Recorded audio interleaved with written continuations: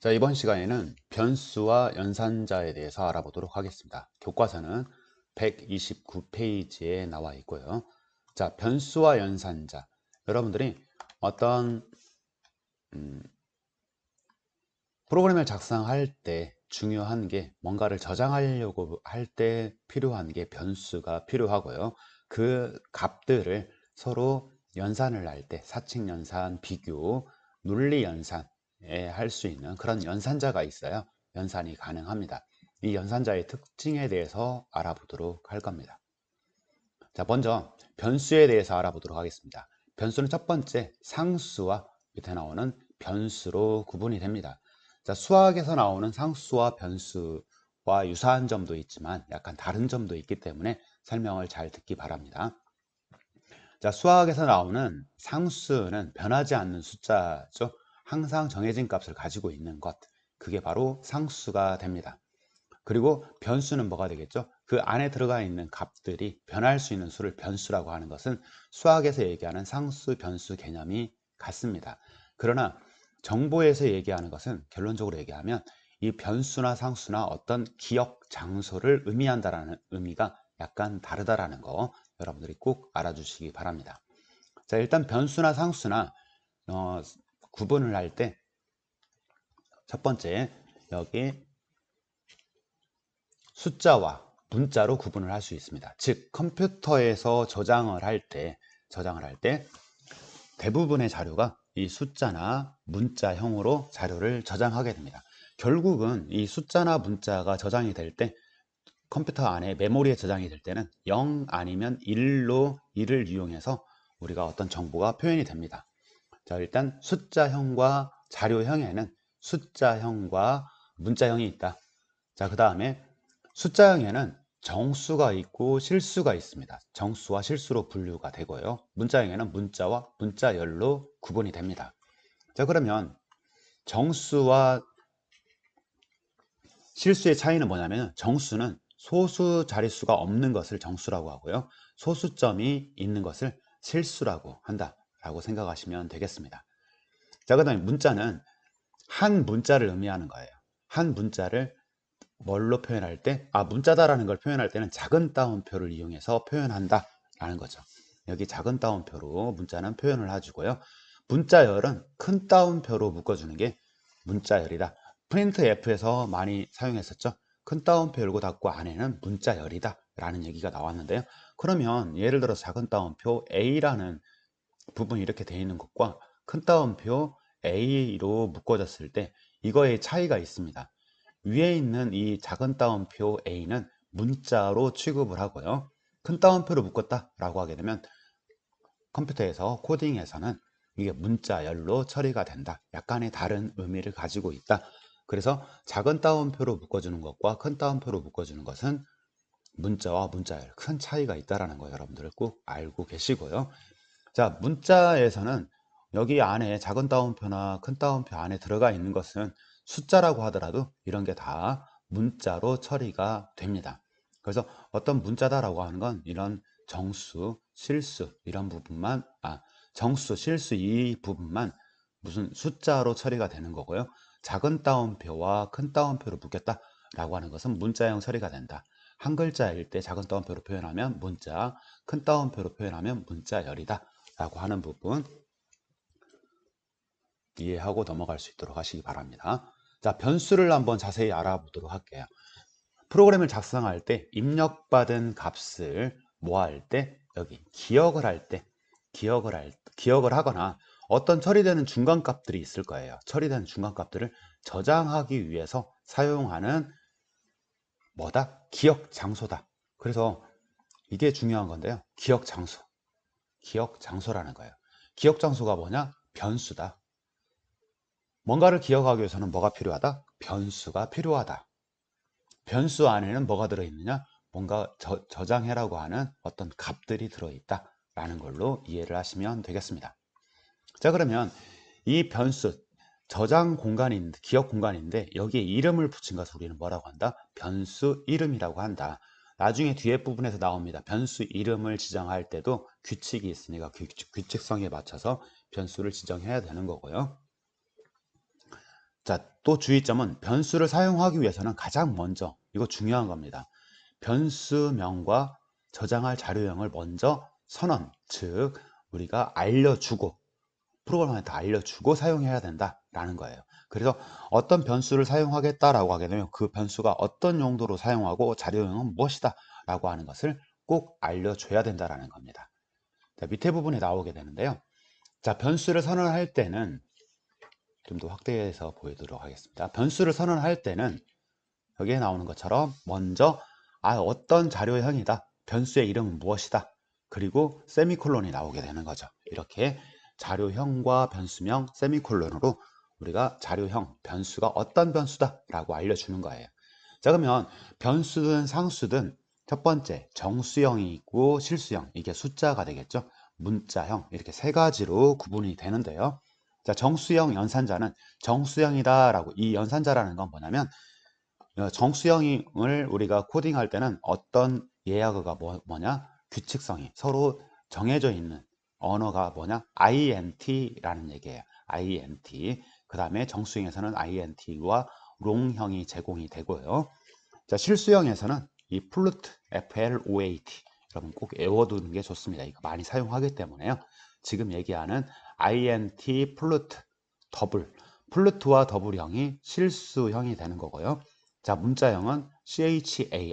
그래서 여러분 같이 한번 외워봅시다. 정수형은 int가 되고, 실수형에는 기본형이 플루트, float, 그 다음에 더블형 double, 그 다음 문자형에는 char, 이렇게 자료형이 있고요. 크기가 있습니다. 크기. 정수형에는 int, 이것은 몇 바이트다? 4바이트다. 기억 공간이 있는데 이 기억 공간이 총 바이트로 보게 되면 4바이트다. 밑에 롱형도 4바이트고 플루트형도 4바이트입니다. 근데 이 플루트형, 실수를 표현하는 기본형이 플루트형인데요. 이것보다 자료형이 2배 큰 게 뭐냐면 더블입니다. 더블. 그래서 8바이트가 되는 거죠. 그러면 이 4바이트보다는 8바이트로 표현하는 수의 값들이 훨씬 폭이 넓어집니다. 그래서 실수 중에서도 큰 숫자를 표현할 때는 이 더블형으로 처리를 해야 됩니다. 그래서 어떤 자료형을 표현할 때 정수로 표현할지 실수로 표현할지, 실수 중에서도 기본 실수형으로 할지 좀 더 큰 더블형으로 표현할지 먼저 생각을 하고 코딩에 들어가야 된다는 얘기입니다. 자, 문자형 같은 경우는 1바이트를 차지한다 라는 걸 일단 이 예약어 int, 플루트, 더블, char 꼭 여러분들이 외울 수 있도록 하시고요.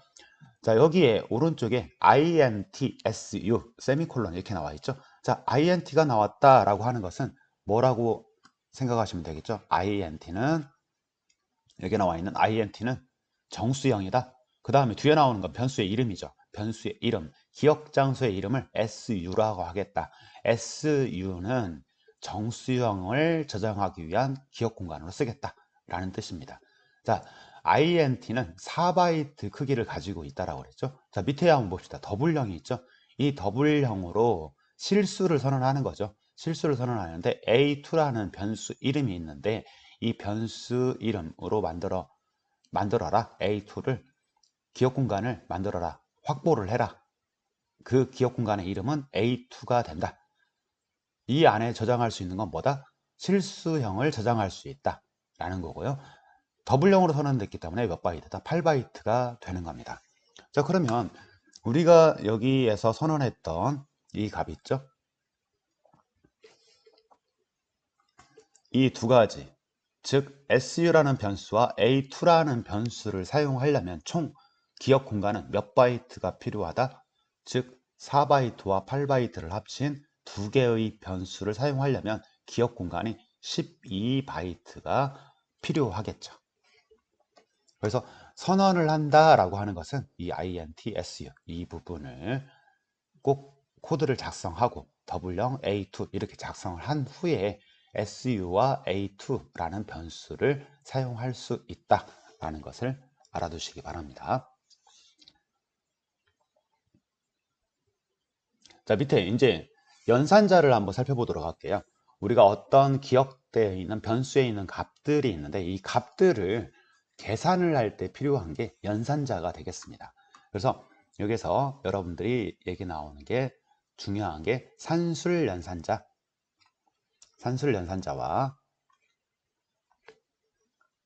비교연산자, 논리연산자, 이 세 가지 연산자에 대해서 정확하게 이해를 할 줄 알아야 되겠습니다. 그리고 이 연산자에 대해서는 보충 설명이 되어 있는 영상을 보게 되면 자세히 설명이 되어 있으니까요. 그 영상을 꼭 참고할 수 있도록 하시기 바랍니다.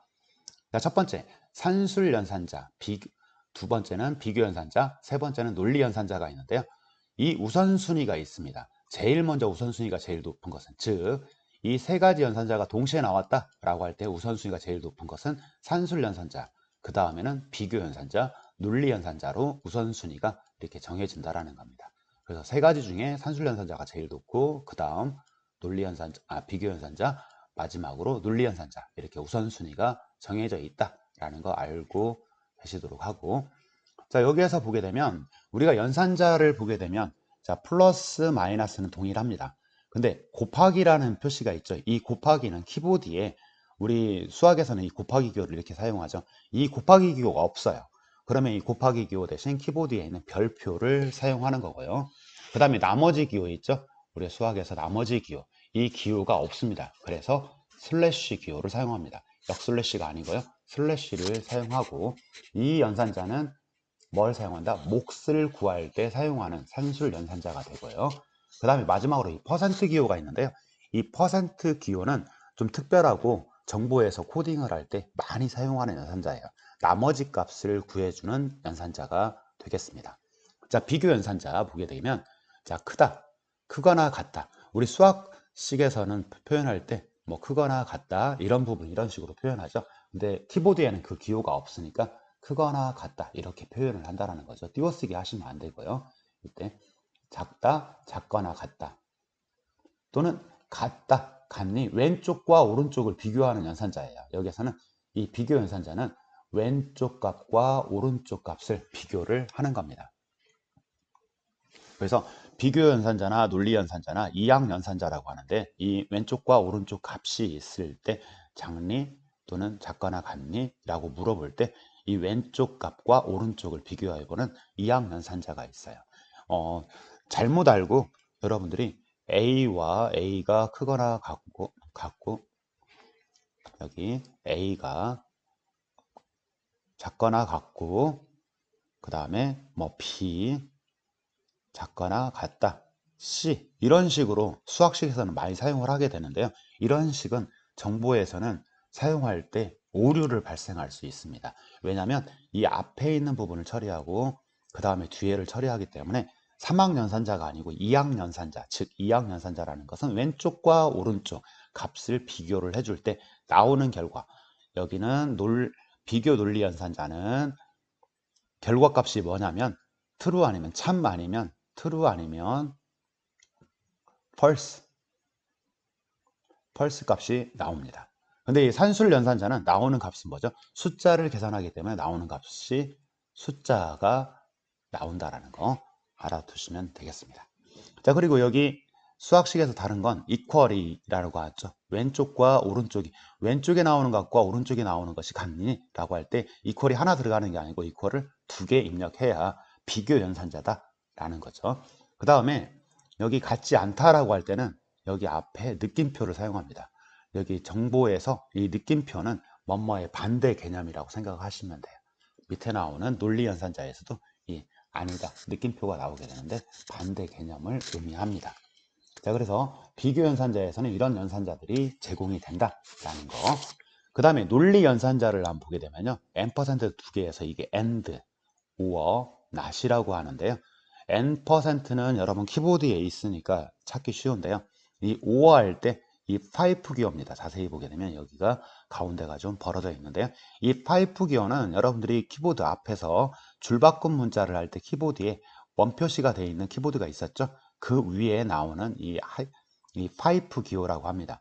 이 기호 Shift 키를 누르고 입력을 해줘야 입력이 되는 겁니다. 그걸 두 개를 입력을 하게 되면 이게 무슨 연산자다? or 연산자다 라는 거고, 그 다음에 맨 마지막에 느낌표 하나만 있으면 not 연산자다. 간단하게 설명하게 되면 and는 왼쪽과 오른쪽이 true, 참일 때만 참이 나오는 거예요. 그래서 왼쪽과 오른쪽이 모두 다 참일 때만 참이 나온다라고 해서 참인 거고요.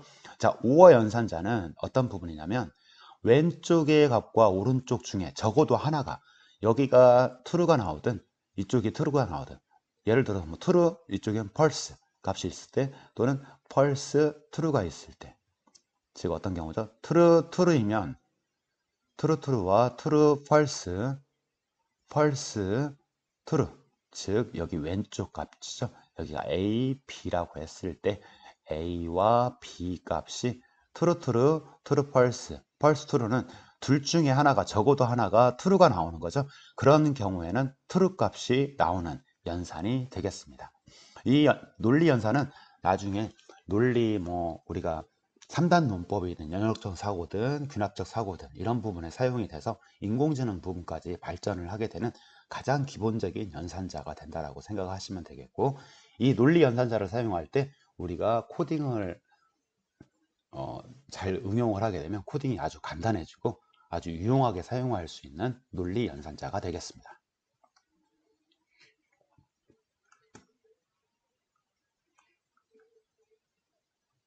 자, 밑에 수학적인 표현을 한번 살펴보도록 하겠습니다. 자, 수학적인 표현을 보게 되면 여기 부분은 더하고 빼기가 있으니까 코딩에서도 동일하게 사용이 됩니다.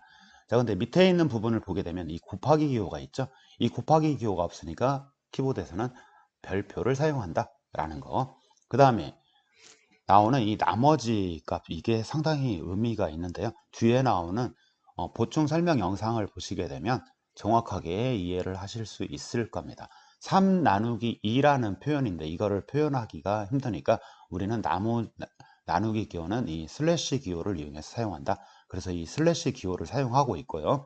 이거 같은 경우는 설명하게 되면 이게 3은 소수점이 없으니까 정수형이죠. 2도 정수형입니다. 정수를 계산하면 정수가 나와서 우리가 원하는 몫인 1.5라는 값이 안 나오고, 이건 소수가 되니까 이게 정수형 계산을 하게 되면 실제로 나오는 것은 1이 나오게 됩니다. 이렇게 안 나오고 이렇게 나오는 거예요. 그래서 컴퓨터 코딩에서는 앞에 나오는 부분 3.0, 뒤에 나오는 것도 2.0 실수로 계산을 해줍니다. 그래서 실수로 계산하게 되면 결과값이 1.5가 실수형으로 제대로 나와서 계산이 제대로 된다 라는 부분이 됩니다. 그래서 이 기호를 우리가 코딩을 할 때는 이렇게 표현을 해야 된다. 그리고 곱하기 기호가 별표로 변경이 된 거죠. 자, 그 다음에 8을 2로 나눈 나머지 연산은 8 2 이렇게 실제로 코딩을 하게 되는데요. 이거의 결과는 뭐가 나오냐면 8을 2로 나누었을 때, 즉 8을 2로 나누었을 때 몫은 4가 되겠죠. 그리고 8이 되겠고 나머지 값이 0이죠. 그 나머지 값인 0이 이 결과가 출력이 되는 거죠. 이 연산의 결과값은 뭐가 된다? 나머지 값인 0이 출력이 된다라는 그런 연산이 나머지 연산자입니다. 어떤 규칙성을 찾아 나가고 할 때 사용하는 게 나머지 연산자고, 뒤에 나오는 보충 설명 영상을 정확하게 이해를 여러분들 다시 한번 보시고 이해를 할 수 있도록 하시기 바랍니다. 코딩에서는 어떤 규칙성 찾아 나가고 할 때 많이 사용하는 연산자가 이 나머지 연산자니까요. 자, 이번 시간 마지막으로 알고리즘이란 뭐였죠? 문제 해결하기 위한 절차나 방법을 의미하는 거였죠. OX 퀴즈에서 당연히 5가 되겠죠. 제출을 한번 해보면 이렇게 되고. 자, 다음으로 가보면서 이제 보충 설명 영상이 나오는데요. 이 보충 설명, 조금 전에 선생님이 설명했던 보충 설명, 여기에서 연산자에 대해서 좀 자세히 더 설명이 되고 있습니다. 이거에 대해서 정확하게 이해를 할 수 있도록 하시고요. 자료는 이렇게 밑에 내려보면 이건 영상이고요. 이 영상을 들으시면 되겠고, 밑에 있는 자료는 PDF 파일이라 여러분들이 다운받고 싶으면 여기에서 다운로드 하게 되면 밑에 다운로드가 돼서 여러분들이 창을 열어서 살펴볼 수가 있겠습니다. 그래서 우리가 살펴봤던 변수의 개념이 뭐냐? 변수 이름을 지정할 때 어떻게 해야 된다? 연산자 우선순위도 정해져 있고요. 산술 연산자와 그 다음에 산술 연산자의 연산 결과가 왜 이렇게 나오는지, 연산식에서 왜 이렇게 나오는지 설명을 해주고 있고, 비교 연산자, 이때 참은 1로 거짓은 0으로 컴퓨터에서는 파악을 한다 라는 부분과, AND 연산에서 수학식에서 많이 사용하는 이 수학식 있죠, 이것을 코딩해서 왜 이렇게 사용해야 되는지에 대한 설명이 되어 있으니까 뒤에 나오는 도움 영상을 잘 보고 확인해 주시기 바랍니다. 이상 마치도록 하겠습니다.